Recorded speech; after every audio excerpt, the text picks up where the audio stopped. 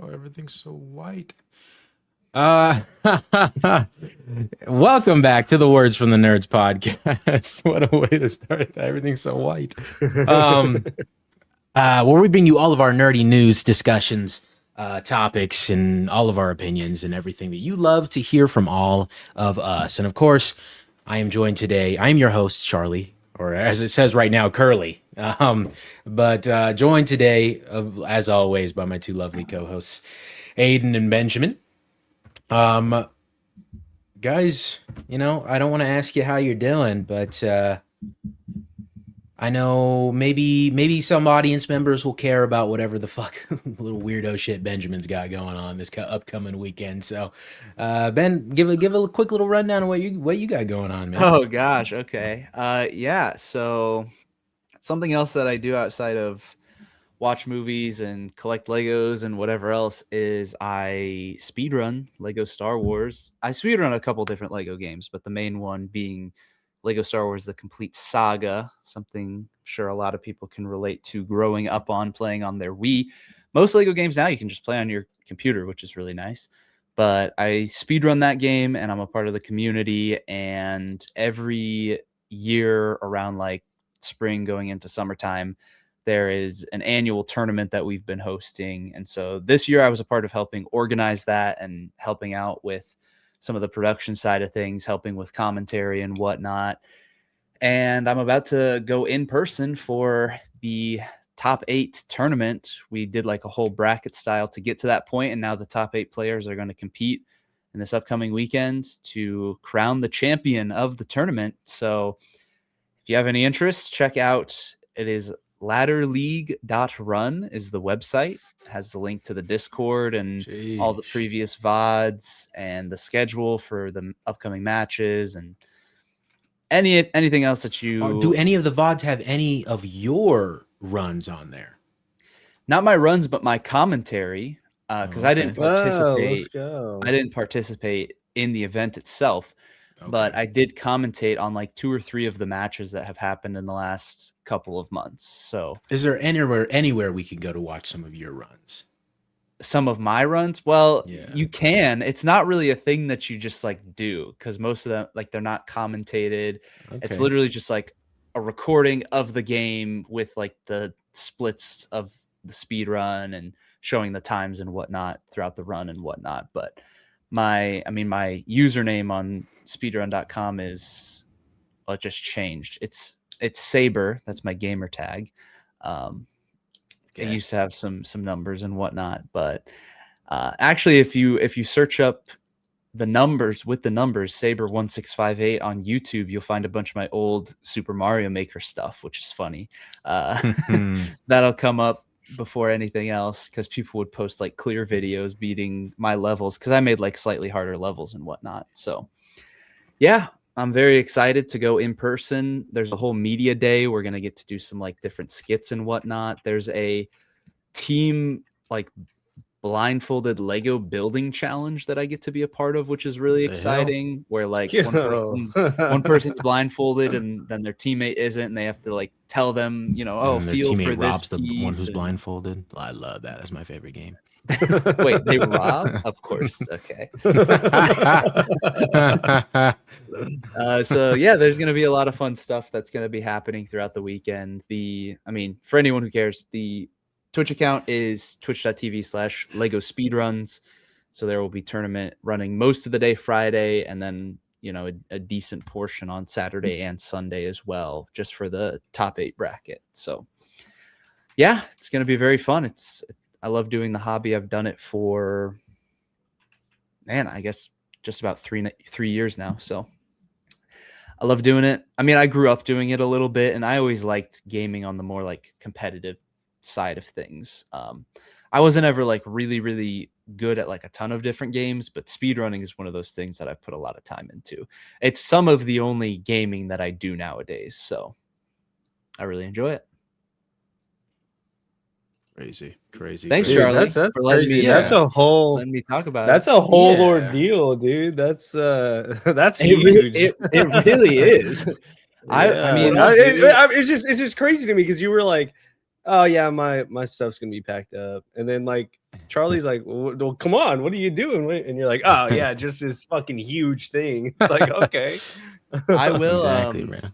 when I'm about to like commentate a match, I'll like send the Twitch link to our group chat and just let you know what time it 100%. is. Yeah, I mean, the matches Dude, are that'd be like fire. the matches are long. It's like a 2.5 hour for just one race. Dang, so you're gonna two runners. Wow, it's just like a podcast episode. You're gonna be yapping. You're gonna be yapping. It is. But you know, it's me and another person. You commentate with the same person throughout the whole tournament. So I've commentated with this guy plenty of times.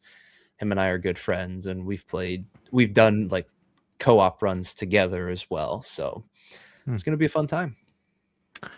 Yeah, it's just one of the many ways that I am trying to incorporate gaming more into this podcast. So That's why you did it. We need an episode where it's like take me out and throw Brandon in, and it's just all gaming, like all aspects. We have Ben's side of it, Charlie. Or I checked, change your name. aren't you supposed to be playing Star Fox, my boy? Aren't you supposed to be playing Star Fox? That's true. Isn't the game dropped, right? bro? Yeah, it came out. Is. It dropped, man. It dropped. It actually did. Oh wow, yeah, I've been so. Oh well, you know, forgive me. Been going through something. All right, man. Holy. Oh, God, forgive me, buddy. Hey, I saw that, Charlie. You turned your back just so we could see your Spider-Man brand new day shirt. I see that. This boy's flexing, bro. I saw it when he No, yeah. If anything, you guys saw it when I left earlier. I wasn't really paying attention, but there it was very clearly like, oh no. I mean, sorry. I'll show it off for the squad, bro. Yeah. Now lift it up and pull your pants down a little bit. I want to see that. This is the Spirit jersey. How much was that? Dude, $90. Oh my gosh. $90. But the way the way I justified it, because I've been saving up for this Disney World trip, and like it came out of that money. So like this is just like if I saw this in the park, I'd buy it. So I considered it something like that. So that's fair. I will get back on my Star Fox and Nintendo game. I've also just been super busy with work. It's been absolutely insane. I feel like but that's really good for you, right? Like, in the day. Yeah, it's great. Yeah, I mean, when stuff's busy, that means bread's coming in. Means that I'm coming in. Super busy with everything. So it's been good, but it's also been a lot, and so I've forgotten to take the trash out 2 weeks in a row. So that's just that tells you just how bad my brain has been. But yes, I do want to get back on, and I'm excited to play Star Fox for sure. Damn, son. Yeah. So you heard it here first, folks. Eventually, we'll start getting some gaming stuff on here. You know, Charlie, not to Papa call you Curly out, to come in here. Why are you listening to music while talking to us? That's not me. That's not me. See my that Discord. I know my Discord. My Discord is connected to Cassidy's Spotify, and we used to share a Spotify, but I've kept it like that on purpose because I just like seeing what she's listening to. I don't know. I guess I'm a stalker like that, but I don't even know who's Cassie. I don't even know who that is. But sometimes she'll be cleaning. She's listening to 50 Cent. I'm like, what the fuck is she doing? But anyway, a little bit of housekeeping for you guys. If you've never tuned into an episode of our podcast, each and every week we will read aloud every single comment from the previous week, no matter what it says. You can literally say anything. But this week, unfortunately, I don't know if Mimish got around to it. If he did, and if you didn't, Mimish, I don't want you to. If you did get around to watching it and you didn't comment, I don't want you to feel like you had to, because you do it all the time. We appreciate it, brother. But if you did get around to this episode and you didn't comment, that's totally fine. But there are no comments this week, so nothing to read aloud. But if you want one of us, actually one of these two gentlemen, I will be gone. If you want one of these two gentlemen to read it aloud next time, comment something down below. Just because I feel like Mimish is gonna bring it up next if he watches this episode and comments, just because I feel like it's a possibility he'll bring it up. Yes, the U.S. men's team lost, and last episode I was sitting here saying, "Whoa, USA, USA." Memish. I don't know who you're rooting for. Probably England. I feel like it'll be England, which is I feel like is unfair because England looks really freaking good. I mean, they absolutely picked Mexico apart. I will be rooting for two teams. I will be rooting for Morocco. Go Morocco, go, and I will be rooting for Norway. So we'll see if maybe my curse, maybe it was something that I did. If Morocco and Norway lose, and next episode we're back here and we're absolutely cooked. We'll actually know who the winner is by the next time we're in here, I think. We'll see what happens. But yes, Memish, USA lost and they actually got embarrassed big time. It was horrible. It was the worst. They're saying it was the worst. I called him up. So yeah, it was very bad. But Morocco, Norway, here we go. I'm on your side. So yeah. Little stuff, I guess. I'm not going to touch on too heavily, too deeply, but as it kind of revolves around the World Cup to some degree, I really just wonder how much it truly is affecting like potential numbers I could have for Toy Story, and Brandon for Minions, et cetera, et cetera. All of that to say, though, without going too into the weeds with it, just to transition, since Aiden just mentioned the World Cup will be over or in the very tail end by the time Odyssey drops. A little bit of conversation that we wanted to have about the Odyssey. Something I wanted to say specifically is that I think that Aiden is the only one of us, because I have the Odyssey on our Rotten Tomatoes draft, so I need it to score well review-wise, both audience and critic score. And Aiden has it on his box office draft, so he needs it to make a lot of money, of course. I think Aiden is the only one that one of us that is potentially going to see any positive side of this. I think maybe for me, the critic score will be high, which the critic score I was never exactly worried about. I don't think critics have ever been too particularly harsh to any Christopher Nolan movie. I could be wrong, but this audience Interstellar score, man, has like a 70, but really, oh wow, it does. Didn't know that. It also was That's not crazy. a like universally loved, viewed as a masterpiece As for much like as it is multiple now. years after Yeah. it came out. Dang, okay. I can't remember when I watched it. How long after it came out when I watched it? I didn't watch it when it came out. That's for sure. But yeah, I think that these audience scores, man, they're gonna. I am worried. No, I'm not that worried actually. I was gonna say that I'm worried that it could be a Last of Us season 2 level kind of thing. No. But I don't think it'll be that level. I will say though, I would not be shocked if it sits somewhere in the 60s. Oh, wow. I would not be shocked. Audience score sitting somewhere in the 60s. I would not be shocked. I think I would be shocked personally. The scuttlebutt I'm seeing, man. I don't know, dude. Maybe I'm just falling into the rabbit It's the hole internet of- bubble. I think that's part of, because truthfully, it getting review bombed is one thing. I think the box office will be like the bigger indicator of how much all of this actually mattered. True. And I truthfully, I don't know. I'm very curious to see.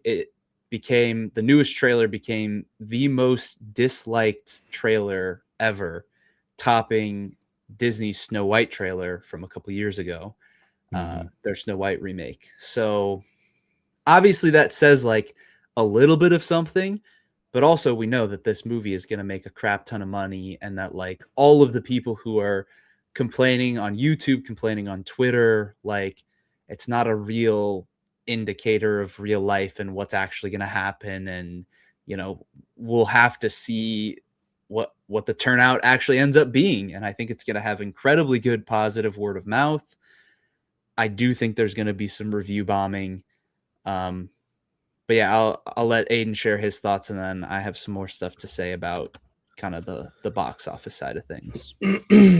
Yeah, I I don't know. I have seen, as we have followed box office, this is like the first time that we've fully, at least this deeply, followed it on this podcast.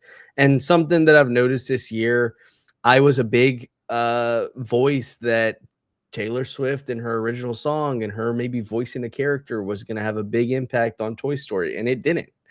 And I wonder if a lot of that was because I'm just looking very deep into the bubble that we are in on the internet. And same thing with YouTube numbers, because you think about everybody that goes and watches any movie that's out right now in IMAX, or maybe even some of the ones that people will just go watch in digital. The Odyssey trailer is there, and it is very alive and it's very electric. And I wonder if you just pull someone random on the street and ask them about the Odyssey, somebody that doesn't just just consume this all the time. Can on, I give Twitter? Can I actually add to that real quick? Yeah. So recently, I was hanging out with a cousin of mine, and he's not a huge movie guy. He calls me sometimes and is like, "Hey, I know you're a big movie guy. Can you like tell me if this is a good one? I'm gonna watch it with my friends or whatever." He's not a big movie guy, and he doesn't go to a ton of movies. And he also doesn't like, it's not like it's something that's brought up frequently when I see him. It's kind of just, it's randomly brought up. But 2 times recently, once about a week ago and then about like 3 weeks ago, separate occasions, he said, "Bro, you know what movie I'm so excited for? The Odyssey." I was just like, "Oh, really? Why?" He's like, "Bro, it just looks epic. Like the trailers look great. It looks like a cool story. It looks awesome." Yeah. And he's not a big movie guy, but like just seeing the trailer, he's in. He wants to go see it. He's going to go see it, and he's excited for it. And I feel like that's a lot of what's going on outside of what we're seeing and what we're looking at, which is why I don't think that this movie is going to make any less than 650 million. I would put money on it that this movie will not make anything lower than 650 million. Anything above that, I'm not confident enough to put money on, but I'm really curious, and I've been curious about what it'll shape out, given the dislikes, given the controversy, given everyone acting the way that they're acting around this movie. And even us to a certain extent, and I mean more so me and Charlie, because like the Travis Scott stuff, whenever that came out, and I was like, bro, what are we doing? But I wonder how much that truly affects it. I think we're going to start to see the seesaw tip a lot towards the positive direction, especially as word of mouth comes out. When the movie comes out and everyone sees just how monumental it is, I feel like it will be one of those like Dune Part 2 events, just like on crack, because it's Nolan and because the cast is so star-studded, where everyone's going to be like, you need to go watch the Odyssey. You need to go see it on the biggest screen. Like, I don't even go to movies, and I feel like I need to go to this one so I don't miss out on it. I feel like that's what we're going to start to see. And I feel like because of that number does not look any less. I know I just said I wouldn't be confident, but the number doesn't look any less so around 700 mil for me personally. So that's my take on it. Box office wise, Rotten Tomatoes wise, I really don't know. There's a lot more free will in a way. There's a lot more people actually being able to voice whatever it is in terms of controversy, however they feel about the movie. They can voice it there, whereas box office, it's like, all right, well, you're either going to buy the ticket and see it or not. So Rotten Tomatoes, I can't really speak on. I would be shocked with a 60, but anyways, for box office, at least, that's kind of where I've been. Yeah. Box office, I have a lot more faith in it than I do Rotten Tomatoes. And like as you guys have said, like hopefully that seesaw, it does start leaning more towards the positive direction. But like it's insane to me what the internet bubble has been mentioned has chosen to latch onto with this movie, and give it as much gas as it has, because they really seem like nothing complains to me. But at the same time, and not to make excuses for these people, because there are some people that are just genuinely like being, for lack of a better term, like bigots about it and being just like assholes about it. But I liken it to like us. So like if they were to do something so out of the ordinary with like some comic characters that we have some knowledge of and some love for, and before we see the movie, we're seeing all of these things that are changed and we don't like it. And therefore we kind of are vocal about it. I guess I can see it from that lens, but I truly, I just don't know that there's that many of these people are humongous fans of the Odyssey, that story and just have like, I guess they could be history buffs and maybe that's why they care about it. But I don't know, man. I don't want to get too into the weeds with it, but it is a little crazy to me, a little crazy, but I guess we'll see. Yeah. I think the critic score is going to be very high. Like I think it's going to be mid to high 90s. And just for some context, we are recording like literally the day that there are early reactions because there was a London premiere for the movie. And so they allowed a lot of the critics who were there to just give their initial thoughts on the movie as a social media review. And so I saw quite a bit of those just because, I'm curious. And there was plenty of accounts that were posting like, here's a bunch of the Odyssey reactions. And so I was seeing those and starting to get very excited. The fact that it's next week is like blowing my mind. And just the fact, for me and for Aiden, it's going to be our first time going to see something in 70 millimeter. Sorry, Charlie, just had to say it. So I'm getting very, very excited from that perspective. So we've seen the reaction from critics so far. There's only going to be more in the next week or so. I anticipate that it will be a very, very high critic score. I think 60 is maybe harsh, but I might be underestimating the power of the internet bubble. Like you can go both sides. You can say that it doesn't exist, but it's like clearly it exists because it's the most disliked trailer on YouTube. Sure. And so that has some merit to it. And then you look at The Last of Us is an example of that. I don't know how low Snow White's score ended up being, but you can look at stuff like that and just kind of try to guess. But truthfully, I don't really know where it's going to land. I would just be surprised that there's not at least I would be surprised if it's not a good majority of people that give it a positive score, even with those who review bomb it. And by the way, Snow White, I just looked at it from the critics. 69.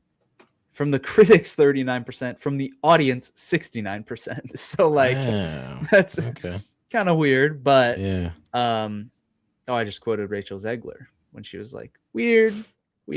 Anyways, I know that clip like this guy made a video about check out his YouTube channel. My dead YouTube channel. One last thing. Sorry. As for box office, so I think there's a lot of things to factor in. Like I remember Project Hail Mary having a ton of hype, and that movie ended up making like 650 million. And this is an R-rated movie, so that's gonna take some people out. But it's also Christopher Nolan, so it's gonna bring some people in. It's right before Spider-Man, which I do think is gonna have a big impact on its legs.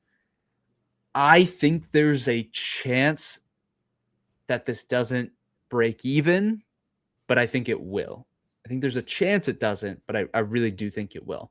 It having exclusive IMAX screens for I don't even know how long, might be multiple months at this point, since Spider-Man isn't getting any.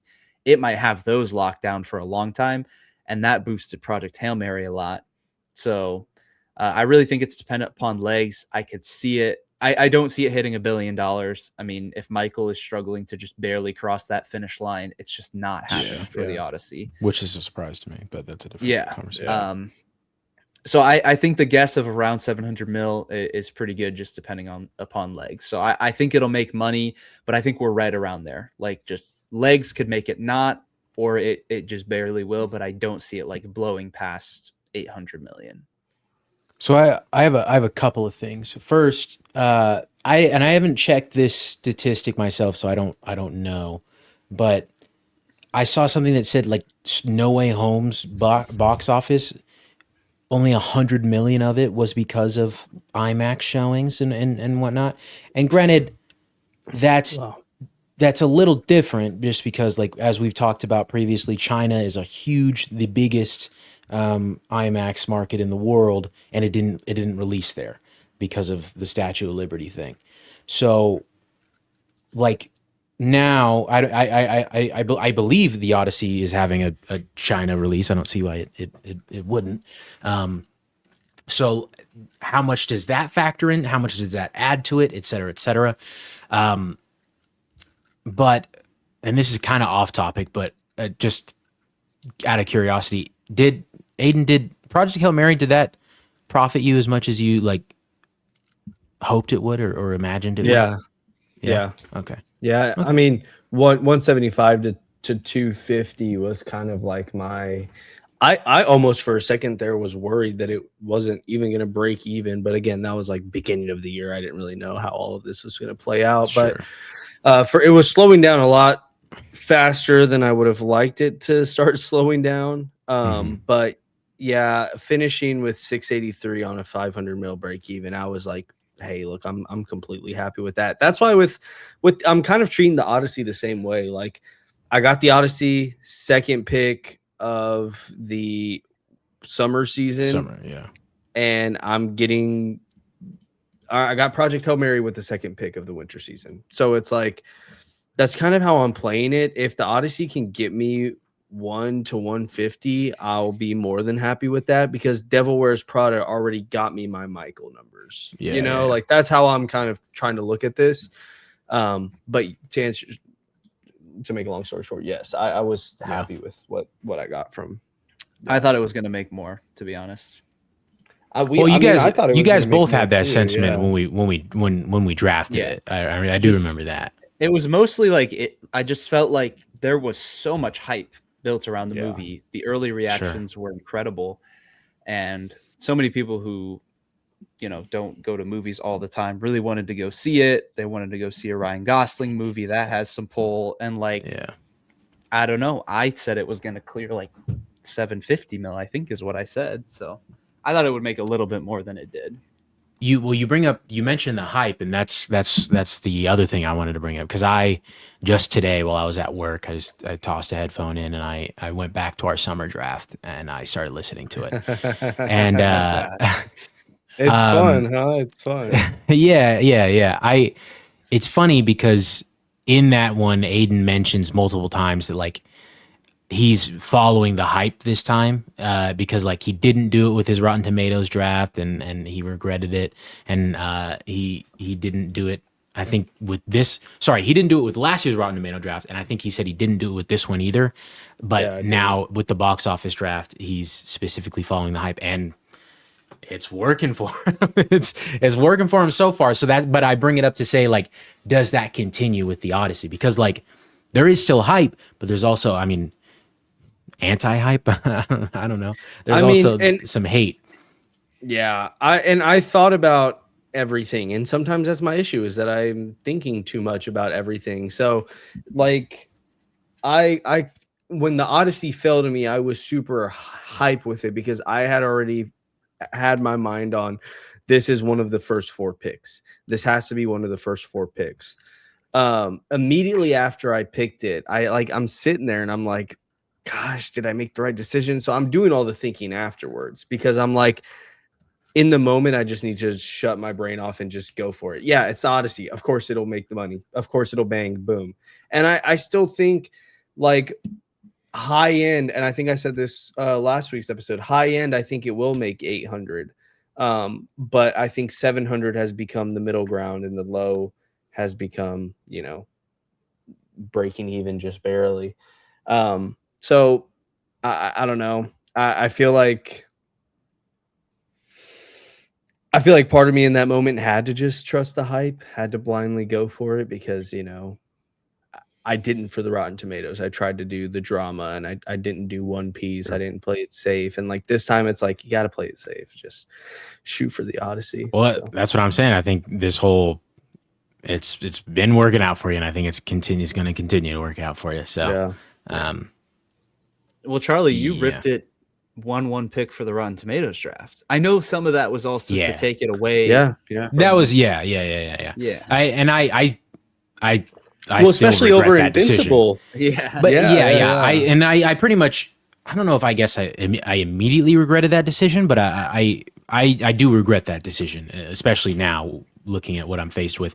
Even though Invincible did score not as high as this season as it did last season, which I did predict that, and that also went into why I didn't pick it this time. But honestly, like right now, if we were to pick it again, I would go with Invincible because for some reason I'm feeling like season 5 is going to be crazy good, but I don't know. Aiden's feeling the opposite. Well, I don't. That's well, not only that, but no, I don't. And again, see, maybe it's just the Rotten Tomatoes draft that I get like this, but I just don't trust Invincible. If I had the 1-1 next year. Like I'm not taking that's true. Next year's a whole different beast, though. That's another great point too. Really, well, here let me say this. I have a different 1-1 next year. If I have first pick, it's across the Spider-Verse 1,000 or beyond the Spider-Verse 100,000%. It has to be. I think even this year, and I said this, I think even this year, if season 5 of Invincible was coming out with the slate we have this year,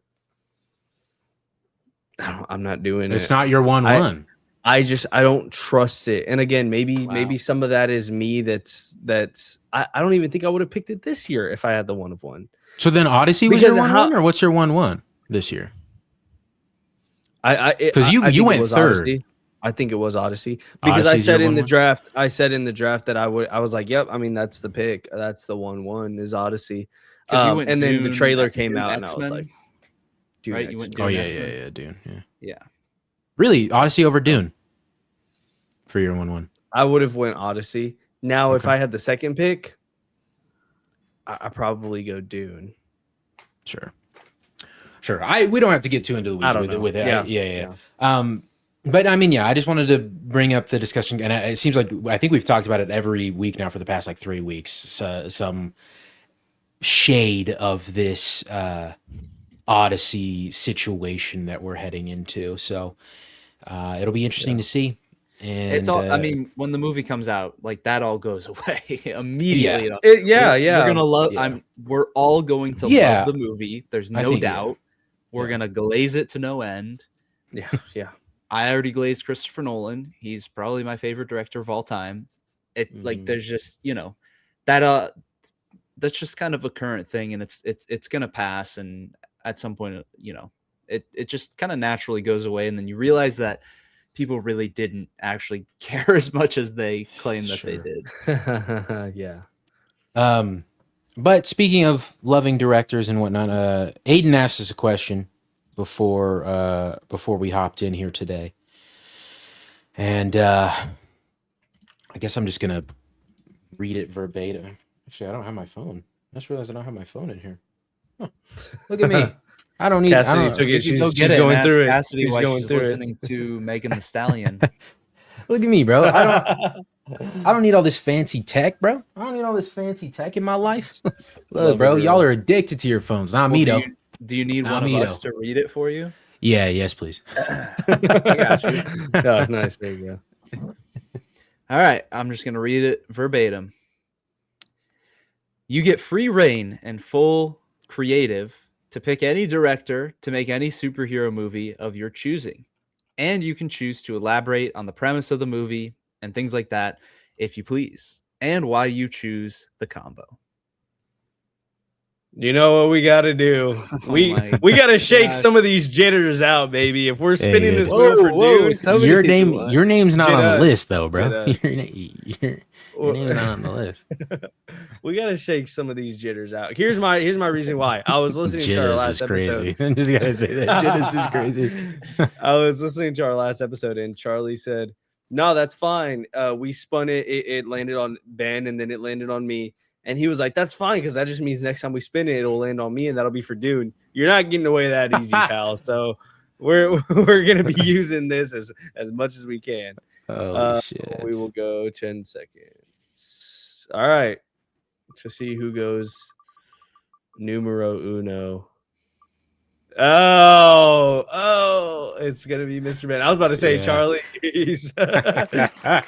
So clearly what I said was not true then. Well, Brandon's name isn't in here, so true. This could have been my Dune pick, you know. This could have been my winter. This could have saved my box office. It could have been. It won't. I'm not letting y'all get away. I'm not feeling. Dude, you already gave up Dune, bro. You already gave it up. You gave it up today, buddy. Yeah, actually, it's gone for you. You don't. If you get first pick, you can't pick Dune. Yeah, bro. Yeah, you're right. Yeah, and if you do, that just shows you're scared, bro. You were actually scared the whole time. If you do pick it, you were just scared, bro. You were scared. All right, guys. Let's shake on it. There you go. Mr. Ben, you are Ben. I want first. What I want you to do. Yeah. I want you to just rattle all three off. We're not gonna go one. Rattle all three off. And give me your three being what? Director, superhero movie, and then what? Premise? Wait, did we say? I thought he said three direct. Did you say three directors? Oh no, I didn't. I guess I misinterpreted the question. No, I misinterpreted the question. You pick each thing, so you probably pick which superhero, which director, what's the premise of the movie. Okay. Yeah. Just rattle it all off then. Never mind. Rattle it all off. All right. For director, give me. You guys are gonna hate me. Give me Joseph Kosinski, director of F1, Top Gun Maverick, and Tron Legacy. Give me Joseph Kosinski. He can do sci-fi. He can do action. That's gonna be sick. What do we have to have in there? And aura. We absolutely well. Okay, we didn't pick writer. Okay, I can say premise, and I can say it's got a phenomenal script. So shut up. It's got great characters. I purely went for like a technical filmmaking perspective with that. As for which superhero, oh my gosh. Well, I feel like if you're going for a guy like him, flying is a good option, just like based on Top Gun Maverick and even F1, you got the similar kind of experience. So, oh man, I'm really struggling here. I don't want to go too boring with my superhero for my pick. Bro, there's such a good pick here, actually. Can you feed it to me? Because I'm rattling. I have like one thought, but I don't think it'd be good at all. The Flash, bro. He could make a Flash. He can make Flash sequences look so fucking good, man. Oh, that's really good. That's sexy. That is so sexy. Fucking good, man. See, I thought about it. I don't. Sexy. I mean, I just don't know. Actually, maybe this is not allowed, but dude, okay, I'm coming up even with like too a many Green ideas, Lantern or something like that. Green Lantern, actually, that's a pretty good idea. But Aiden, if you'll allow it, because this was your question, your premise, I was thinking, because I was thinking of like either superheroes that fly or things that fly in the superhero universe, and it got me thinking of like OG Avengers with like Quinjets and stuff like that. So could I not pick a specific superhero, but pick like a Shield-esque type thing? Oh yeah. Like, it doesn't have to be just a superhero.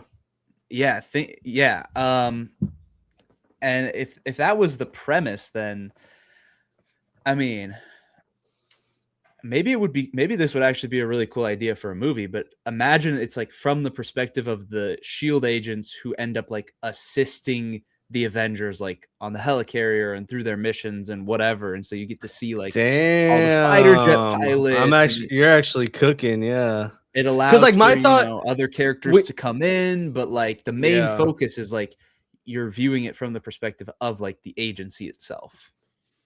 Because like my thought, as soon as you said Joseph Kosinski, I was like, I wish we were doing like Star Wars, because like a pod racing movie or Oh, like dude. something surrounding pod racing. So as soon as you say Yeah. like Oh my gosh. Shield, like them flying and helping and aiding the event, my mind immediately goes like pod racing, Shield members, like that. Yeah, you're cooking. I Dude, think that's him fire. with the Star Wars movie after Yeah, him doing yeah. Tron Legacy. Oh my gosh. Yeah, Oh my yeah. gosh. Well, because you said that they were like kind of floating around Alien, a UFO movie, right? As his next one that they had. I was listening to Yeah, our it old was F1 between episode. that and then a sequel to Top Gun, Yes.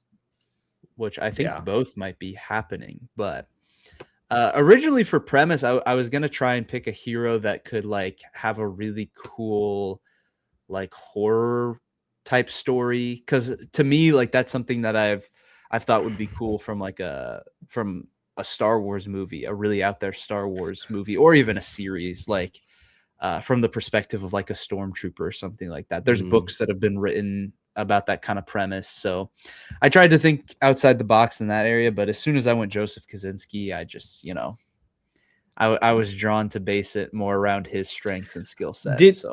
Did we all start with the director and then work from there, or did we think superhero first and then branch? I went off of director that? first. I went director first. I ripped it, I went superhero. I went director first, and then I branched off of that. Interesting, Charlie. Okay. I'll say one more thing, because like some people think, oh, I'm just gonna pick like my favorite director to do a superhero movie. I don't think that's a good idea. I think there's so many superheroes that like Christopher Nolan could not direct certain superheroes really well. And I was thinking about that recently with like him doing a Star Wars movie. I don't want Christopher Nolan to touch Star Wars, because he is too much of like the production practical. Like I need somebody who's going to embrace the sci-fi of that world, and it's not him, and that's okay. So it's not as simple as just like, oh, Christopher Nolan's my favorite director, let me pick him to direct my favorite superhero. Like I don't know that he would do super well directing a Spider-Man movie. I just don't think it would happen. Yeah. Okay. Well, I went with my director first, and I worked backwards from there. Like I said, this one I'm gonna try to give kind of a redemption to somebody that already had a project in the MCU. It will be a singular superhero, and I want it to tie into something bigger that is kind of separate from the MCU timeline that can kind of converge later. And this is giving Moon Knight a second chance. This time hold on. I just want being to pause. handled. I'm glad you said a second chance. Glad you said that. Glad you acknowledged that. So Well, that means because you I think feel the like this first one wasn't good. This would no. I just think this would be better. All right, let's pump the brakes. Because I think having Moon Knight in a, I was trying to think like, do we go movie, TV show? I think a TV show would be good to branch and set up a Midnight Suns. And I think the second movie, or like once you branch them into like maybe season 2 or whatnot, we kind of do a Daredevil Punisher-esque team up with him and Blade. But the director at the helm of all of this is Destined Daniel Cretton. And I started first with my director because, you know, I'm thinking, obviously I'm floating Spider-Man around. I'm floating Tobey Maguire or Andrew Garfield Spider-Man. Like maybe there's something there we can cook up with. Maybe a Destin Daniel Cretton, Andrew Garfield TASM 2. Maybe we see how that. So I'm messing with all of these ideas. And I just kept thinking about idiot. Oh, sorry. No, I want to circle back to that. I kept thinking about I went first. I had to rat it off. I kept thinking about Destin Daniel Cretton and what he's so good at. And I kept thinking about Wonder Man. And I kept thinking about these trailers that we're seeing. But more specifically, Wonder Man and kind of breaking down the psyche and breaking down the character of who we're dealing with. And I feel like we're doing the same thing with Spider-Man. And I feel like that's so important. So I'm like, what is a character that I feel like we could just like Wolverine? I think a Wolverine Destin Daniel Cretton project would be phenomenal. I feel like that's a good character to kind of just like break down to his core. but I feel like giving Moon Knight another shot at that, especially with the practical fight scenes and all of the stunt work and what we're seeing come out of Spider-Man, seeing that coming out of Moon Knight, and alley-ooping that into a Midnight Sun. So have this after Eternals. Around the same time as Multiverse of Madness, kind of play with all of those, branching into their separate part, the magic side of the MCU. And I would also like to see Destin Daniel Cretton mess around with Blade too. How does he direct Blade? How does he choreograph Blade? And how does he do that with Moon Knight? So I think there's a lot of cool things. What he did with Wonder Man and breaking down Wonder Man's psyche, doing the same thing with Moon Knight and his multiple personalities, and kind of breaking down why that is eating him up and how that's torturing him, and how he ultimately comes out of that, because Destin Daniel Cretton loves his, just breath of fresh air. I feel like we're teeing that up with Spider-Man.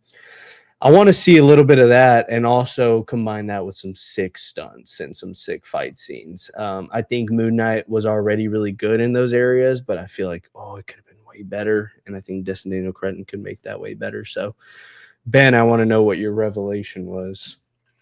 I thought of some good combos, like Destin Daniel Cretton doing a Daredevil movie. Yeah. Would be insane. And then like Punisher paired up with like Chad Stahelski, who did the John Wick movies, something like that. Just random little pockets of combos. It wasn't anything crazy. It was just kind of like when you mentioned Punisher and Daredevil, and I was like, oh gosh, wait, that's such a good superhero pick. So, well, I feel like it's interesting. It depends like what you shoot for. Like I said, I love Destin Daniel Cretton, and I love what he's doing with what we're seeing out of these trailers, and everything with Wonder Man was amazing. And I'm like, what other character would that work great with? And I just got to thinking, I was like, Moon Knight, man. Moon Knight would be fantastic. I thought about maybe Magneto,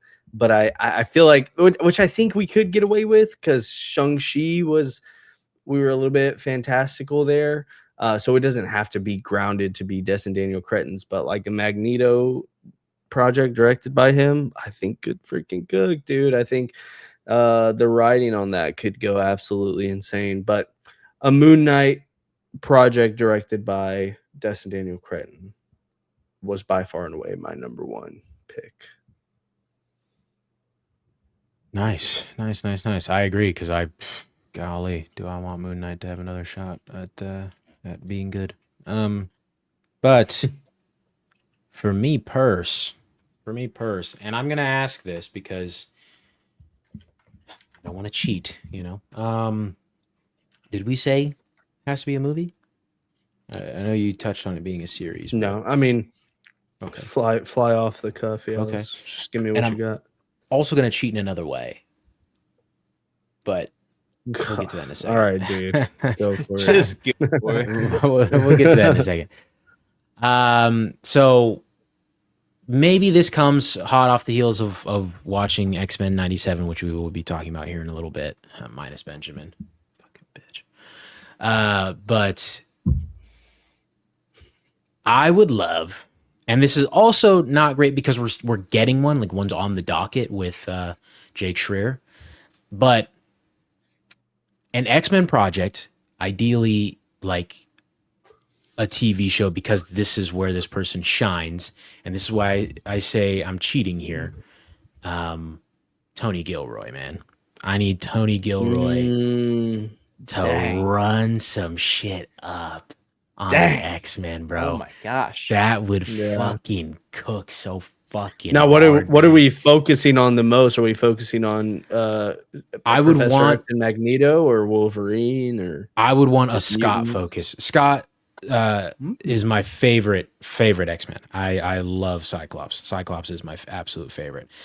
I would love for him to be the focus of this and just show like he's been through so fucking much, man, and just like watching him unravel with everything that happens to Jean, and like seeing like the affection that Logan has for Jean, and like how that like tears into like their rivalry and whatnot. I don't know, bro. I could see him, because like I agree, he has to have like a very focused character, but he's also great at handling so many other characters around said main character that I just think that he would be perfect for something like that. In a movie setting, I don't know. I'd love to see if he could pull that off, but I think he really needs the time to let stuff Rogue breathe. One, so. Sure. But like, do I think Rogue One is on the same level of Andor? No, definitely not. And so no. I think that's just because Andor got the opportunity to breathe for a while, though. Yeah. So, I mean, it sounds dumb also just because like there's an X-Men show happening right now. Granted, it's animated, and this would be live action. But dude, that would just scratch every bone in my body to be handled so correctly and so well like that. But of course, I'm still excited for the Jake Schreier one as well. Nonetheless, but if I had to choose somebody else, it would actually be a not somebody else, but a different hero or different superhero. It would be someone from DC. I'm a big proponent for an actual Green Lantern film. Maybe this show is good. Hopefully. I need Flash. I think Flash needs another shot. That's part of the reason that Flash came to mind when you were talking about yours, Ben. I think Flash needs an actual proper shot because that was just abysmal.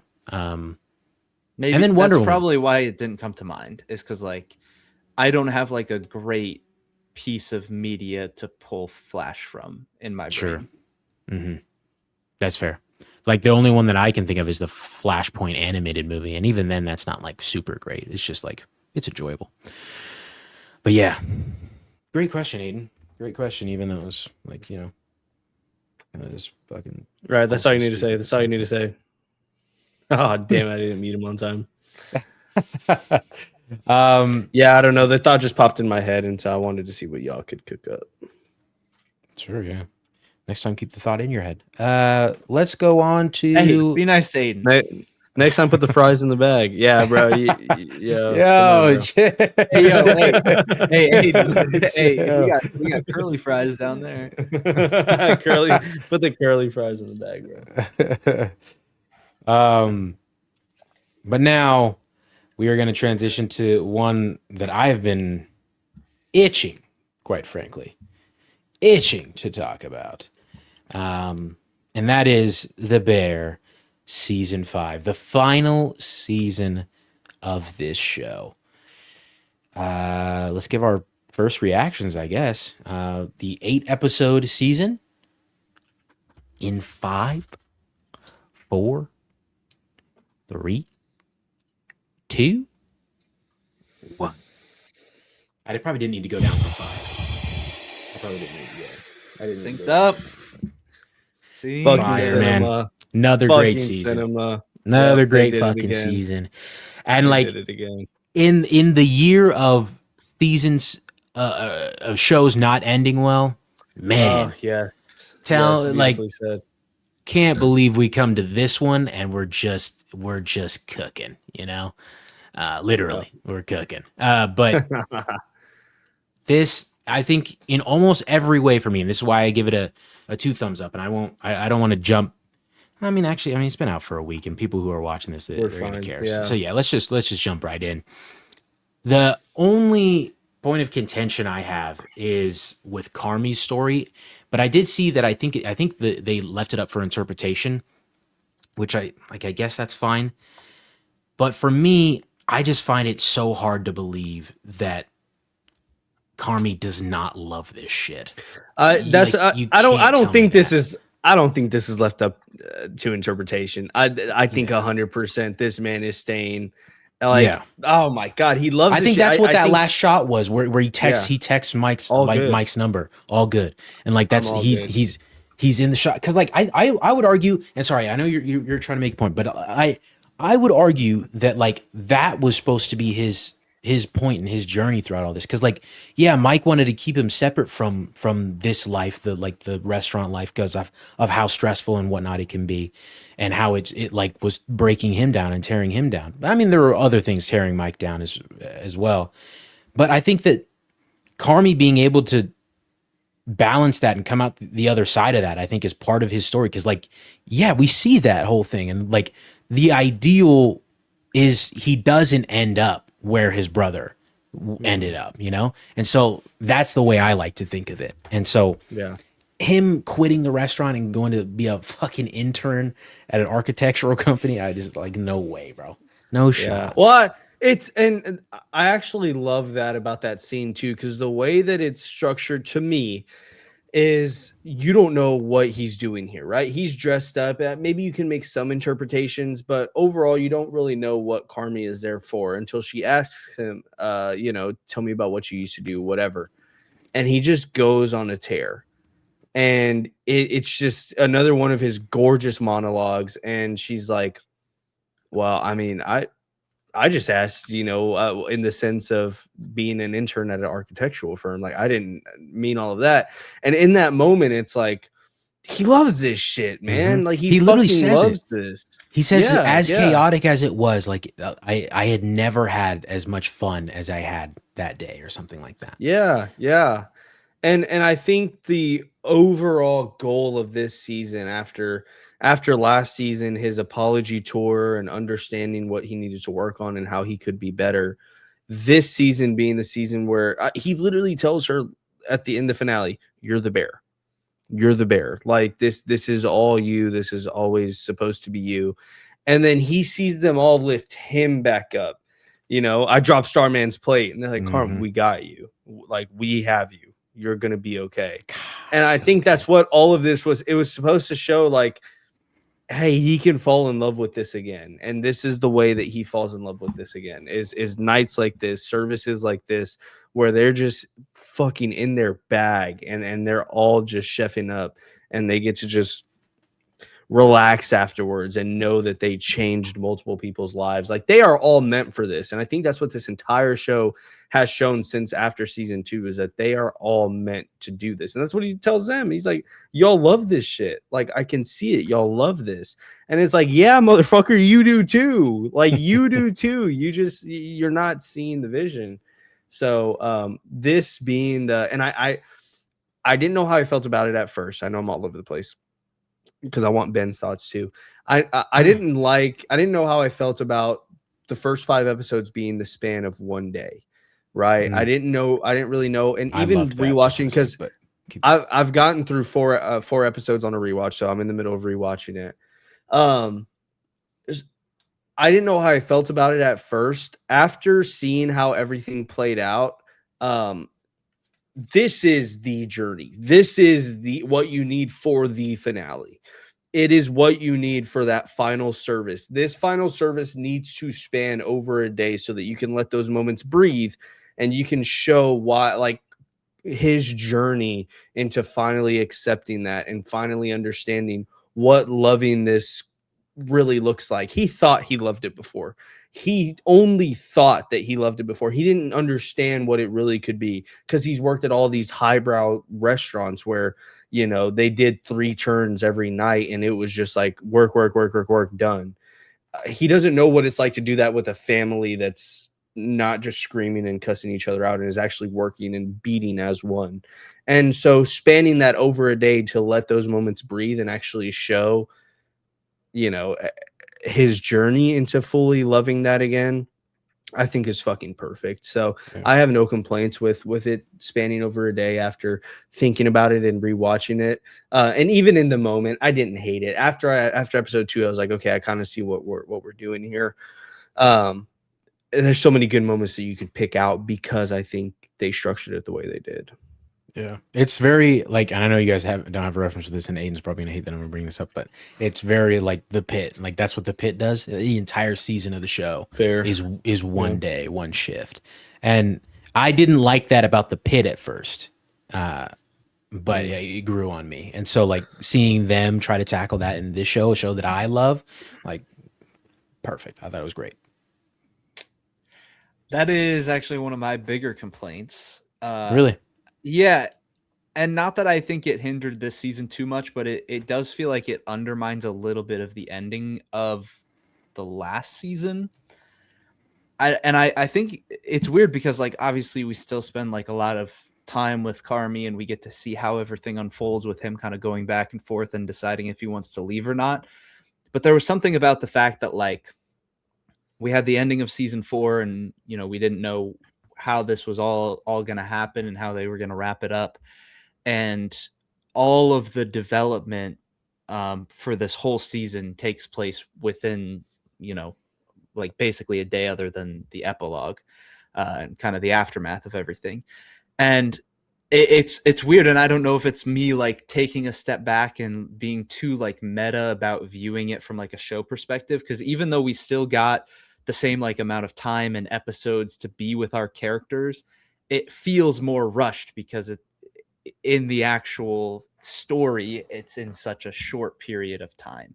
And so that, you know, the character moments feel less fleshed out because we haven't had as much time for, you know, different conversations and story arcs and even disagreements and people finding out that he's leaving and arguments, like those things that feel like with time they could be explored a little deeper and could be fleshed out a little bit more.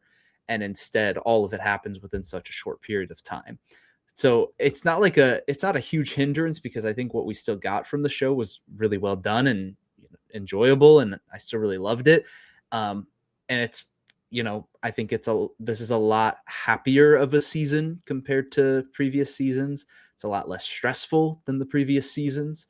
So that's, you know, that's obviously, I think, a good way to send things off and wrap things up.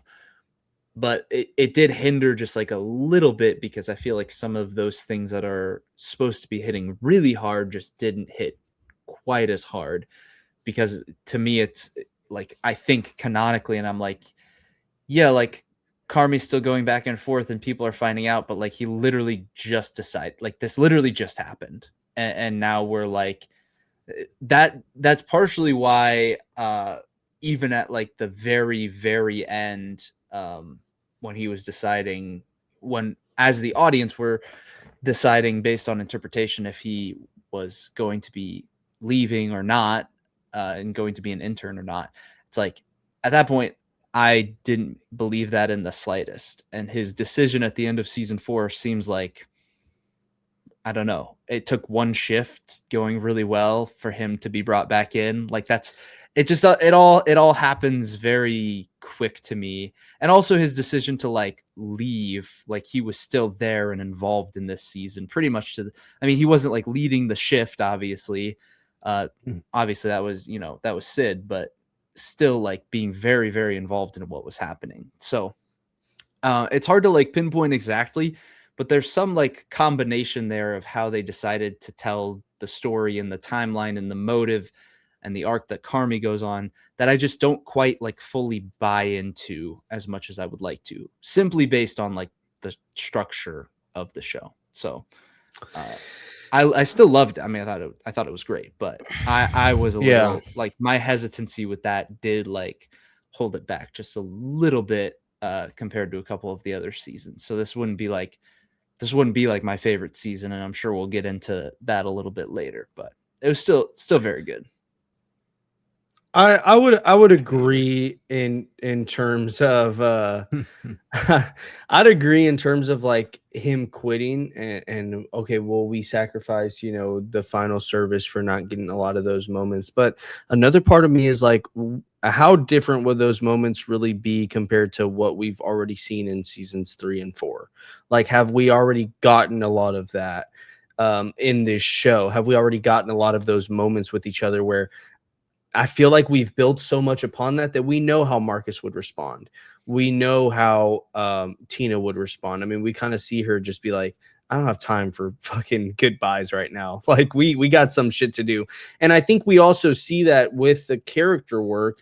You know, even if we never saw Cousin's reaction, I think we see it in him when he's sitting there talking to Unc and he's like, I'm going to give this all I got. Like, I understand you have to do what you do. Let us do what we do. And let's at least go give this all we got. And he tells Marcus, yeah, before we earn our first star, like your dad's going to come before we earn our first star, not because we're shutting down, but because we're going to earn our first star and he needs to see it before that. Like, I think those moments tell you enough about how those conversations would go so that whenever you see it actually happen and Sid is like, oh yeah, let's keep grooving, but I quit. Like that is like a pull, like it hits that much harder because you already know what that feels like. You already know what the sentiment is because all of the character work that we've built up in the past 4 seasons. So I'm not saying that you're wrong to feel that way because I get where you're coming from.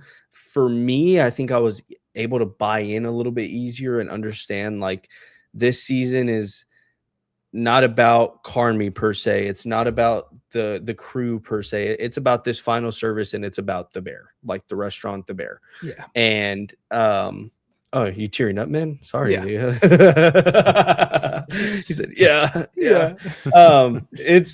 It's about this final service and it's about what this final service means for everybody involved. And I think for Carmi, it means the most.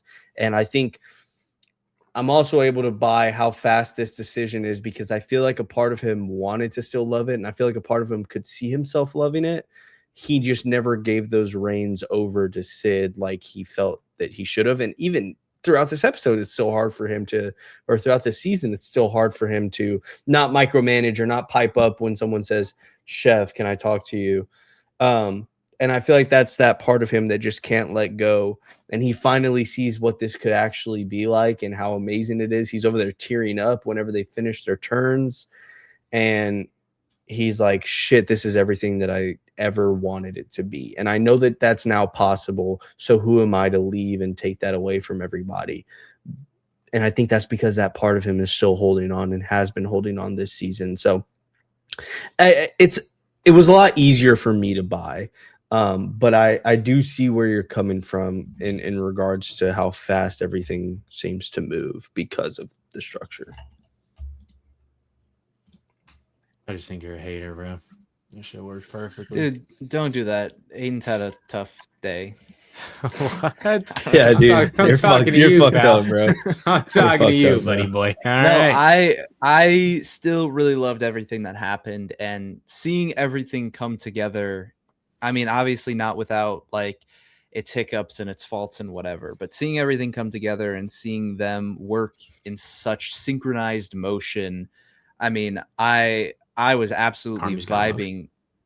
Yeah, I was absolutely vibing when all of like the servers up front had like the hand signals for the quick turnarounds of tables and the eye contact. The way all of that was, the way all of that was like shot and filmed, like it was just like it was really well paced, well done. You felt like you were there, you were a part of the team, you were seeing everything happen, and all of the moments. I mean, I think.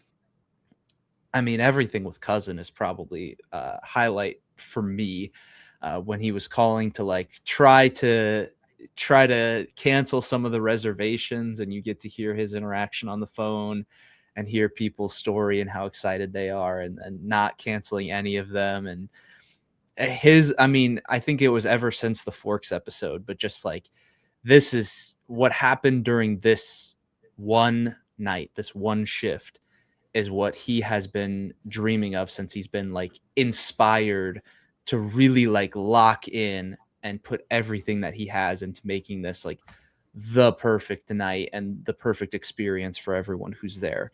And so like seeing that really play out where all of his ideas and all of his surprises for people and setting up an extra table and whatever it may be, all of that actually working in a way that like everyone vibes to. And you know, obviously it was stressful at times and whatever, but like it all worked out and it created an amazing experience for everyone who came to the bear. Like that, just seeing that finally really pay off, I thought was just awesome to see. And like it was a happier season than I expected. I don't like, not that I was expecting a lot of like awful things to happen, But I remember the trailers and like seeing some of the stuff with like the flooding, and I was just like, oh dude, they're gonna stress me out again. And Yeah, like it's gonna be horrible. in the front half there was some of that, and there was also this kind of looming threat that at any point their uncle was just gonna come in and shut the whole place down. It's like at any point that could happen, and I kind of thought that it was going to happen. I think I made my prediction when we talked about the trailer. I was just like, they're gonna have one successful shift, but he's still going to come in and shut everything down. And that was my like prediction. And, but I thought the back half of the season really was pretty low stress. I mean, even some of the minor things that happened where like the water spilled over and like the burner shut off for a little bit, they like instant solution. Wasn't even really Sid, a problem, bro. Chef freaking Sid, man. So it's like there were still problems, but like, they showed how, no, this team, they can lock in, they can overcome the problems, and it's fine. So from that perspective, gorgeous. I mean, it's just great. It's just great. Yeah. I'd call you a pussy, but you don't deserve it. What an all-timer. I love the moment. It's a little cliche, but because I saw it coming, but I just love the moment. Like, did we get a star? And Conrad shakes his head and he's like, you got 2. No, he said no, we didn't. You got 2. Dude, I started crying, bro. I just started crying. I was like, I think episode 7. Yeah, Ben was crying earlier. I think episode 7 after I got finished with episode 7. Oh, episode 7 is so fucking I texted Brandon. I was like, episode 7's a fucking all-timer, dude. This needs to be up there with some of the best. Like, I think I cried like 3 times. Dude, oh my god, when she walks through and she brings out the Coca-Cola short ribs because everyone's busy, and she sets it down and she hears everyone talking. Everyone's like, this is like the greatest meal I've ever had. Fucking tears, bro. Like, just straight tears. God, it's so good. This season's so fucking good, man. Gosh, man. Just think, man. You guys didn't listen to me, man. Dude, you guys didn't listen. He's muted. This guy, you guys didn't even listen to me, bro. Credit. I put it on in front of you guys, and you guys are just like, nah, dude. I don't want to listen to this guy. Then you guys go home and you separately put it on. You guys go home and put it on your own, and you're like, no, I found it myself. You didn't put me on, yeah. So technically, no, that's what I'm saying. I tried to put you onto this fucking amazing thing, and you guys wouldn't fucking listen to me, man. Bro said, here, watch this show. I went, all right, yeah, I got you. Yeah, let me watch the show. Yeah, bro. I'm gonna head to my room. I'll see you soon, Charlie. I'll see you back in the room. I started hearing the saxophones, bro. As soon as Ben's like, all right, I'm going to bed, bro. I'm going in my room. All right, bitch. What the fuck are we talking about? I should have unplugged that TV as soon as you tried to show Aiden fucking whatever the fucking stupid, I forget what it's called. Upgrade. You also loved that movie. Yeah, I like that movie. It's a good movie. No, Charlie, you're trying to take credit for the show existing, basically. No, I'm not. I'm just saying. You guys should have listened to me, bro. Y'all should have listened to me, and you guys could have been watching this shit way longer, bro. Oh my gosh. Well, actually, it's a good perfect for me. You're not used to watching it longer, Charlie. We get it. Holy shit, man. Gosh. Oh, you guys piss me off. You guys piss me off, bro. Was this better than season 4? Yeah. I think it is. I don't think so. I think it is. Because of the Carmi thing that I mentioned. So, but I think I'd put it over 4, and then I think I'd put both of these over 1 and 2. So 1 is last place for you? Or no, 3 is last place. Yeah, 1 is second last, but 1 is an 8 out of 10. Like, I think 1's an 8 out of 10, 4 is an 8.5 out of 10, and then 5 and 2 are 9s. Like, I think that these are all still great.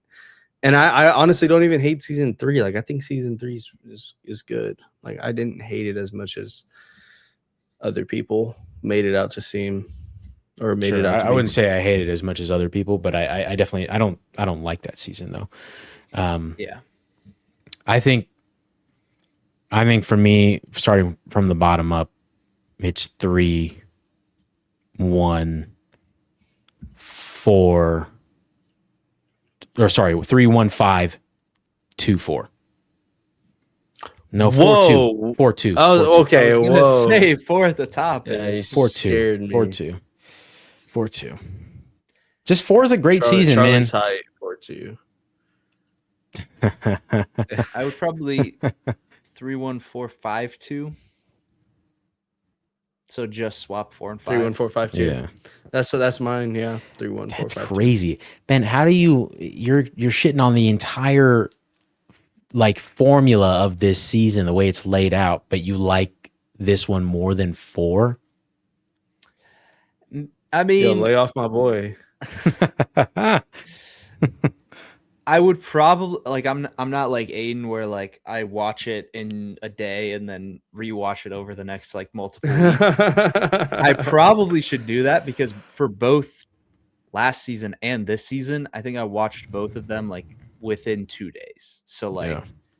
I probably need more time to sit with each of them, and maybe some of it's just like the emotions of this being the final season and a culmination of everything finally going well. Like that is so strong that like Carmi's arc being not quite as good compared to last season, I think is overshadowed by some of those other things. But I'd maybe need some time to sit with it.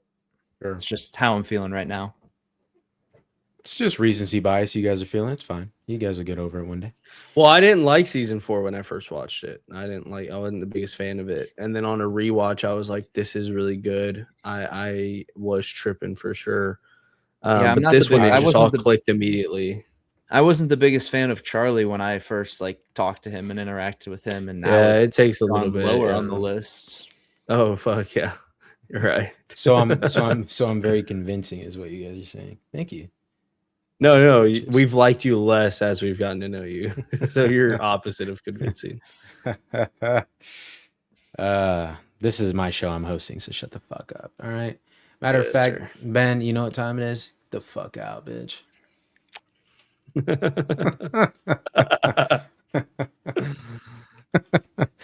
Bye, man. Just kidding, man. Just kidding. I mean, Yeah. you not kind of half kidding because like apparently you are leaving when we're. Yeah. For those who don't know, I did not watch X-Men '97. He's had 2 years. Years ago. I've been busy. It's been a busy couple of years. Yep, sure, man. Yeah.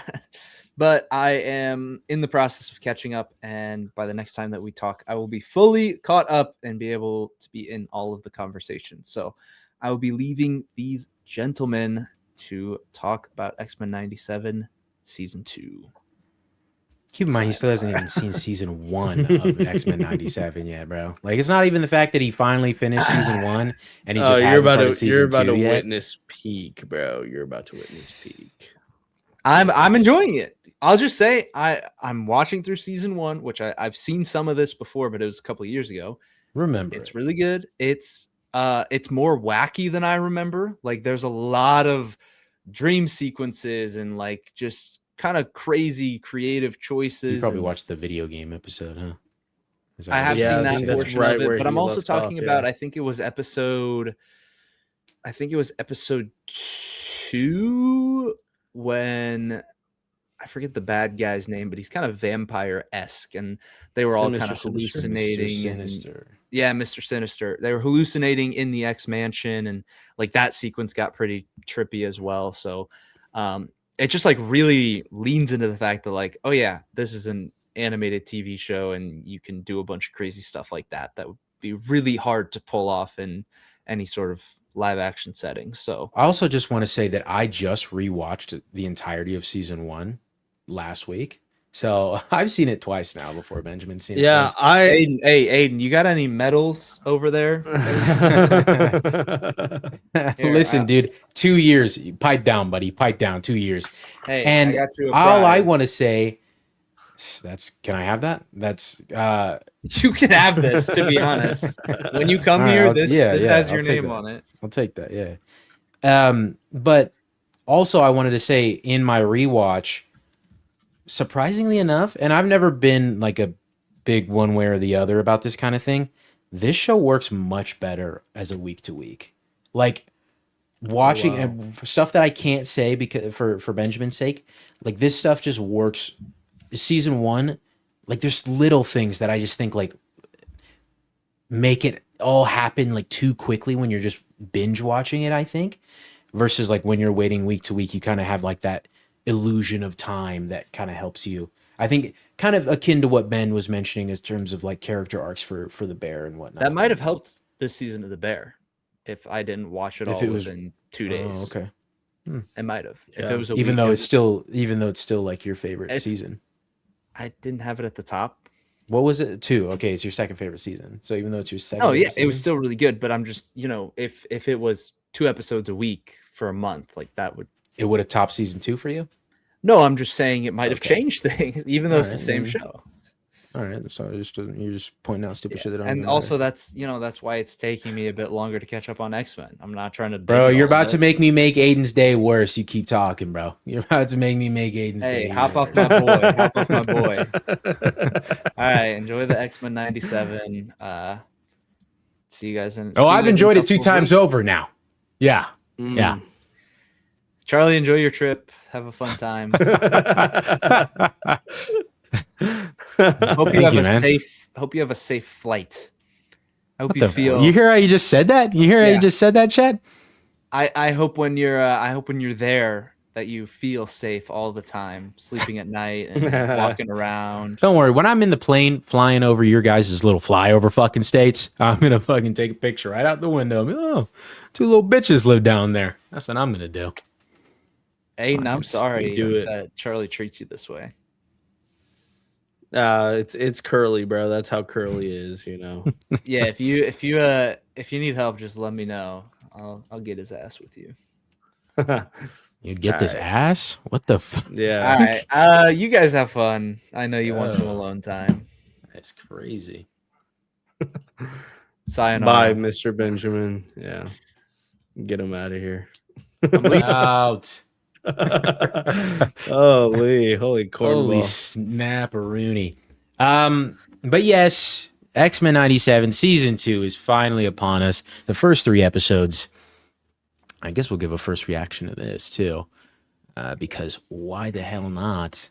In 3, 2, 1.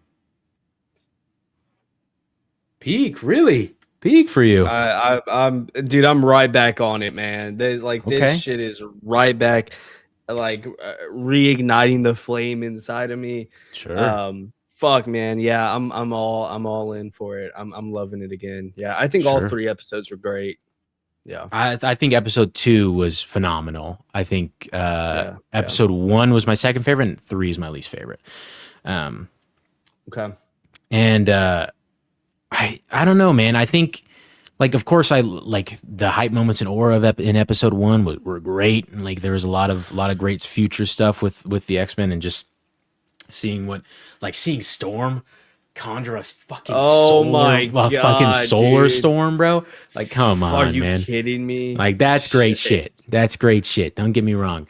But then, like, you get to episode 2. I don't know what it is, man. The X-Force shit, that really got to me. I was like, dude, the whole intro being X-Force. Yeah, bro. Dude, you have to watch every intro with this fucking show. Like, that's not, it's like, not even on some, like, Peacemaker kind of like, oh, it's just part of the experience. But, like, I mean, I guess this is part of the experience as well. But it's just, it adds a whole nother layer to it, it feels like. But that episode, man, like, following an entirely different crew with the exception of Jubilee and Sunspot, I don't know, man. I was just all in for it. And even like the little moments of Jubilee begging them not to kill that one guy. And she's like, what if we can get more information out of him? And then just blam, he's dead. And they all start walking away. She's just left there. Well, and what did she say? Great. She's like, we need to call, like, maybe we should call the authorities. And he's like, we are the authority. We are the authority. Like, holy shit. And it, like, they're not scared to do that shit, bro. They're not scared to have Captain fucking America in their final 3 episodes of season 1. Like, fuck, this show is awesome. Bro, Worf turning into Thor too. Speaking of hype moments. Oh my god, dude. Popped. I literally sat there. I was like, I was cycling, bro, in the gym watching it, and my mouth, like literally, my mouth just dropped. It was so fucking cool. But like, yes, all the Jubilee stuff, and I said this in the voice message to Brandon. One thing that I love so much about this show, and one thing that I'm so excited, I hope they take their precious time with the X-Men and the MCU.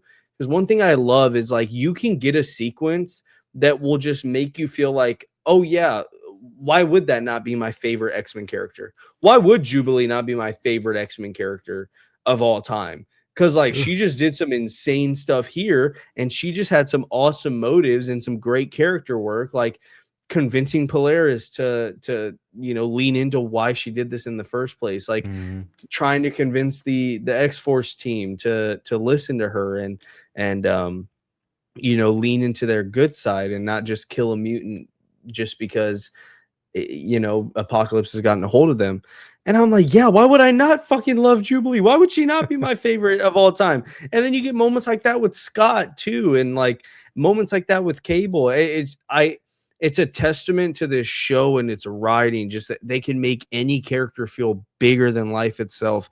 And God, that shit hits, dude. And you need that. You freaking need that when you're dealing with groups like this. This is my issue with Captain America. I feel like we don't get a lot of that with Captain America. There's never a moment with Cap where I feel like he could be my favorite Avenger ever. And like it's just there's not a lot of moments like that aren't from someone external like Bucky, whatever. Anyways, I don't want not to get into that, but like with X-Men, like, oh my God, with this show, they can just do that. And it feels so easy for them to do that. And I love episode 2 for that reason. Like it's so good.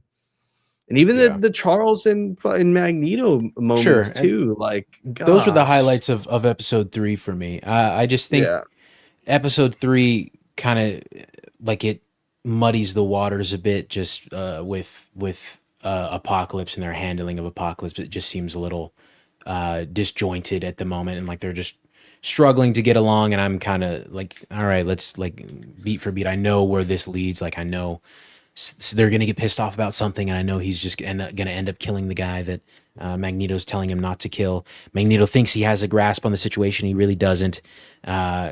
It seemed formulaic. I am interested in everything that they have going on with like the guy that they're fighting, Rama Tut. His my God, yeah. his technology, everything, that stuff interests me 100%. And I think it was a great cliffhanger that they ended up on. Because that's Kang. Like that's Kang. Yeah. And I think that's so, like, as soon as they said Rama Tut, I was like, I popped, dude. I was like, this fucking show is amazing. Yeah, bro. But yeah, sorry. No. They go everywhere with this, and that's why I think it's because of the animation aspect of it, and just like the non-canonicity of it in terms of the MCU, and it placing it in the, like, dude, my rewatch of season 1 and getting to see 90s Spider-Man in there, and then 90s God. Peter standing next to 90s MJ. Both of them look. I completely forgot about that shot when they're looking at that shop in the store. I was like, dude, that's fucking amazing. Like that is so fucking good. But to have that carried over into this season, and I can only imagine the places they'll go now. After having already, which is crazy to say, after having already seen Rama Tut and what's her name from the future? Rachel Summers. Is that her? The old lady, like who was watching? Yeah, that's Rachel Summers. They said that? Did I? Was no. Did you just okay? I saw the look on your face. You were like, I was like, oh shit. I don't care. Yeah, that's totally fine. But yeah, that's okay. No, so exactly stuff like that. So like, I'm excited to see where the rest of this goes, and like I said, I think week to week is great for this show. Even though it's an animated show, and a lot of people would say that like that it's not warranted for that, but then I point to something like an Invincible and that kind of thing. How many episodes is this going to be? Is this 8 like Invincible? Last season was 9 or 10, but they did the 3 episode drop thing, so that's what makes me curious. But yeah, Ah, man, I'm trying to pull up the schedule right now. I'm gonna have to scroll through and let me see. 1, 2, 3, 4, 5, 6, 7, 8, 9. Yeah. Oh, dude, episode 8 could cook. Okay, so let me transition us into this. Okay. So, scrolling through those just reminded me of this. So, episode 8 is titled Dead Man's Hand. Ooh. Dead Man Yeah. Hand, a hand of Mhm. cards. A Mhm. lot of people, which I didn't understand this sentiment last season, but a lot of people think that Gambit will be resurrected to be one of his 4 He's gonna horsemen. be death. Yeah. I only Very knew that freaking because I was cool. watching it with my dad, and my dad he's a big Well, X-Men yeah, nerd. there you go. I had to Yeah. see that in like videos and whatnot, Mm. but I didn't understand that that was a sentiment. Um, I think that could cook, man. Oh, that could open the Oh doors no, for 100%. so many It's gonna be freaking phenomenal. storylines. Gosh. Yep. It's Oh, gonna that's be gonna be so great. fucking good.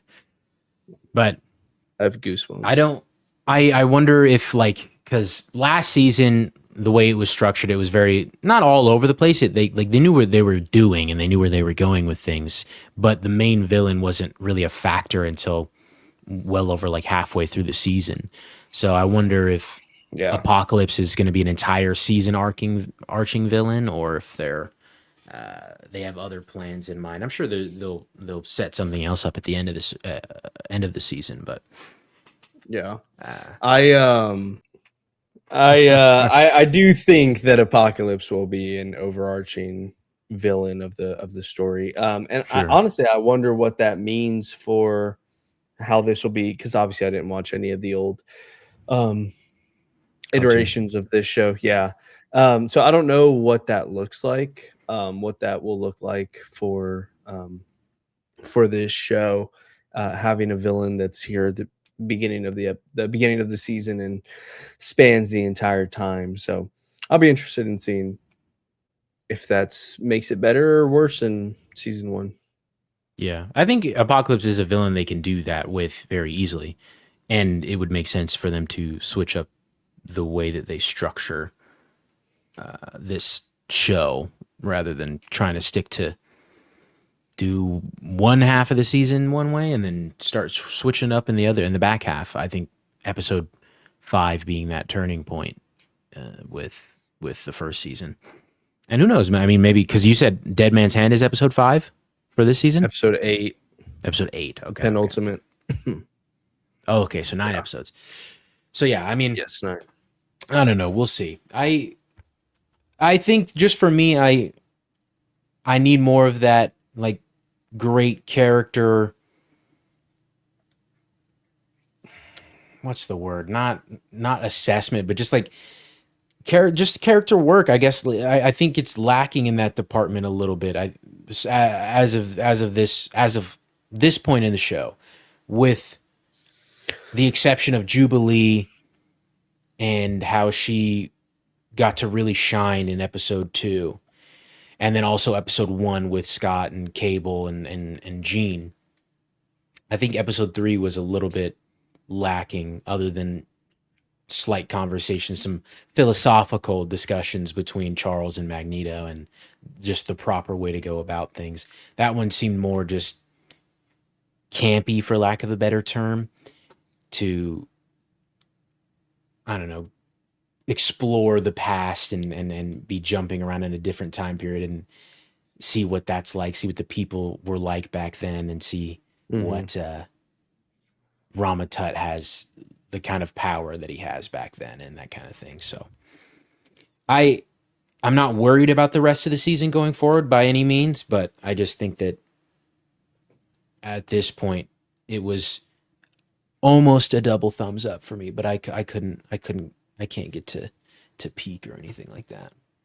Yeah.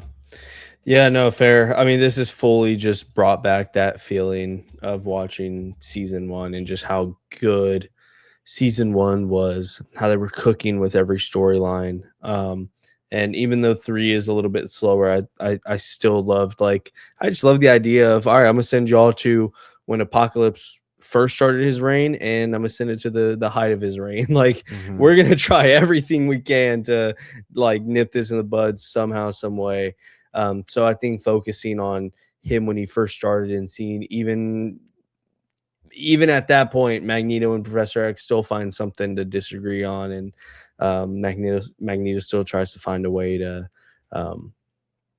do things the way he thinks is right. So I don't know. I am still enjoying it a lot, and just seeing where we can go has me a lot more excited than sure what these first 3 episodes were supposed to pull out of me. And even that was still like, I'm all in, you know. And I definitely agree with that too. Another thing that I forgot to mention is looking at the team in the past versus the team in the future, I kind of just get what was the point of having them be in the future? Like, I do get what the point was, but their stunt was over like that. I mean, not for them. They were there for months, but for us watching it, they were there one episode, and then in the very next episode, they end up coming home at the very end of it. So that kind of seemed a little, I don't want to say like a cop out, but just, it was a little rushed in some way that I think so far, as much as I didn't like episode 3 as much as the others, episode 3 seems to be at least keeping those characters there: Charles, Magneto, Beast, Rogue, Nightcrawler, Bishop, keeping them there for a longer period of time. That would actually make the cliffhanger ending of season 1 feel a bit more weighty and substantial. So yeah, I don't know. Also, she said that she was saving the X-Men from dying, and I was like, was Asteroid X about to explode or something? Because I didn't think any of them were gonna die. When Magneto started lifting that shit, I was like, they're good. They're good now. From what I've seen, at least that was the sentiment. Now it's been a while since I've watched I really wanted to do a full rewatch, and the show just snuck up on me. But yes, I think it was supposed to be played more as a tense, like they're gonna die in this moment type of moment. You just recently rewatched it though, so I think you'd have a better grasp on what it felt like. I guess like the core was melting down, but I thought the core was just what was keeping it afloat in space, and it started falling down to Earth. And then so I thought they stopped it from falling down to Earth, and they were bringing it back up to space. And then that's when they got teleported. But maybe the whole thing was going to explode, and I just don't know what I'm talking about. I don't know. It's not that consequential. But yeah, I'm very excited. I wonder what the reasoning for having them stay there through 3 episodes, stay there in the past. I wonder what that looks like. And this might be dumb, but like, where's Apocalypse right? Oh, we just saw him come back to Genosha. Yeah, we saw him on Genosha. Yeah, we saw him come back to Genosha at the end of season 1. Yeah. Yes. Gosh, I wish I would have rewatched season 1 before this came out. But anyways, yeah, I do wonder what having them being stuck in the past is supposed to set up or show for the rest of the season. I imagine that'd be interesting. What off the cuff right now, what I imagine is that it's going to inspire Apocalypse to sort of become Apocalypse, knowing that there are these people. You don't think he'll try to jump with them, or because that's possible? His big thing, I guess it really could just be like they went to the future in the past to try to change something about Apocalypse, and really just ended up creating him anyway. So they have to go back to the present. Because right now he's mad at them, like he feels betrayed by them. So like if that goes any further, and he can find out that they're from the future and whatnot, he could follow them and do that kind of thing, or just find ways to survive via Ramatut's technology or something, and be a nuisance to them that way. Yeah. Dude, what a great design for him too. When him and Magneto, every time him and Magneto are standing next to each other on screen, it's just like, oh my god. Dude, Sabanur. Oh my god, dude. Yeah, dude, this show is fucking awesome. his little buddy, bro. I was like, yo, wrap this boy up, man. Get him the fuck out. I forget his name, bro. He's so Very annoying. annoying. Get that Very freaking- annoying. kill him all. Like, bro, shut your ass up, man. Just throw him to Rama Tut at this point, bro. I don't even care. Get that boy out of here. Cornball. Yeah, And no, then, I'm also like, why didn't we send Forge back to the past? Because I mean, I guess the wristbands are ideally what's supposed to get them back to the future. I think he said that he didn't know where they could find them. Sure. Forge And was he like, wanted to go after I can't Storm. find them. Yeah. Yeah. But I just you're saying why not have instead of Bishop sent to Bishop, the past, yeah. Bishop to the future, Forge to the past. Yeah. Just because Forge, I'm imagining like Forge and Beast, if they put their brains together, bro, they're making a time machine easy. They're making a time machine easy, bro. 100%. Well, who's there to help them in the future?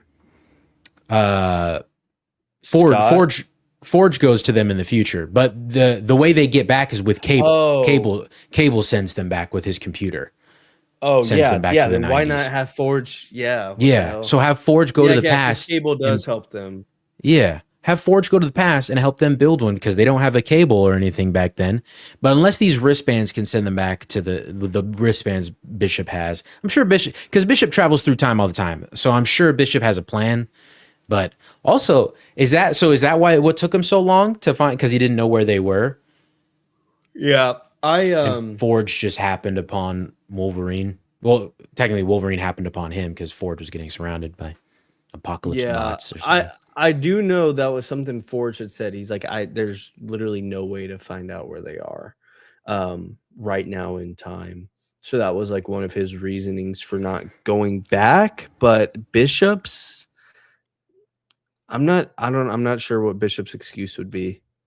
Yeah. That for I mean, maybe it just took him that long to find, or maybe he was just staying undercover so that he could get close to them and then do everything that they did. And as soon as they were about to get out of there, that's when Ramatut just nuked their entire hideout.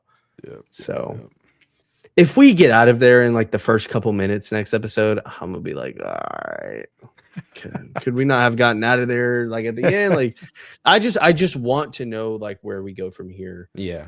Which is just me being selfish, really. So, yeah.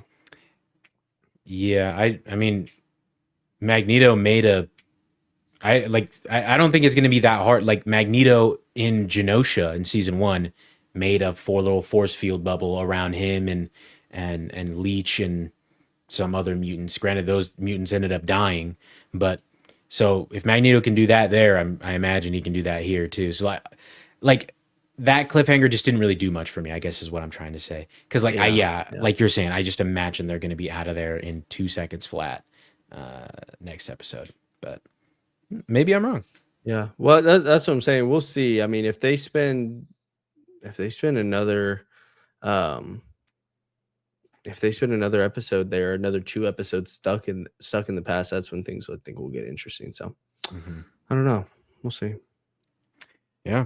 X-Men 97 season 2. We're going to keep following along. And then after this show, I think the next Marvel show is either Vision or Your Friendly Neighborhood Spider-Man season 2. One of those. I don't know which is first. Yeah. But I'm excited for both. Is it just Ben who's not excited for Vision, or are you not excited for Vision either? I'm excited. Yeah. I'm excited for it. Golly, bro. Ben calls himself a fan. Insane work. But get that boy out of here. That, I think, is going to do it for our episode today, ladies and gentlemen. A little bit of a shorter one for you, which is crazy because we're still talking about over an hour and a half. But for us, that is a shorter one. Again, thank you guys so much for watching and listening wherever you are, whatever time of day it is for you. As I mentioned before, if you comment down below, next episode, one of us will be reading aloud whatever you say. We will literally read whatever you say aloud if you want to hear one of us say it. So, yeah, please do that. And then if you're on YouTube, hit the like button, hit the subscribe button, hit the notification bell because we are coming at you every single week. And we're going to have a Comic-Con live stream coming up. We don't know, like... we don't imagine, we've done one before, but we don't imagine we're going to be able to show you very much because they're not going to show very much to the public. I imagine we're going to get the first like official Doomsday trailer, like actual trailer, not just like little snippet trailers. I imagine they'll release that to the public, but who knows? We could be wrong about that too, because D23 is just shortly after that. So they might save it for that. I don't know. We might do a live stream for D23 though too. Maybe. I don't want to throw too much on our plate, but maybe we'll see. But yeah, Comic-Con live streams are usually always fun. We're just kind of watching whatever random website we can, or people on Twitter, whoever's updating whatever, and we'll read along. I'm sure there's people who are going to get to watch Spider-Man because it comes out the week right after that. But yes, subscribe for that because we will get to talk to you guys live. That'll be cool. That'll be fun. Oh, yeah. If you're on Spotify or any other podcast listening platform, give us a good rating. We deserve it, and you deserve to give it to us. So give it to us. Give it to Aiden. He wants it. Give it to me all night long. But again, thank you guys so much. We sincerely appreciate each and every one of you that come back every single week. Or even if you just pop in every now and then. Mimish, here's to looking at you with every single week. But yeah. Thank you so much. We'll see you guys next time. Well, I won't see you next time. These two will see you next time. We will see you next time. They're going to talk about the Odyssey. Maybe I'll give I can send like a little video. Voice message. Yeah, and then you guys can play it for everybody to hear my thoughts. I don't know. We'll cover it later. But that being said, you guys have a wonderful morning, evening, afternoon, whatever time of day it is for you. Adios.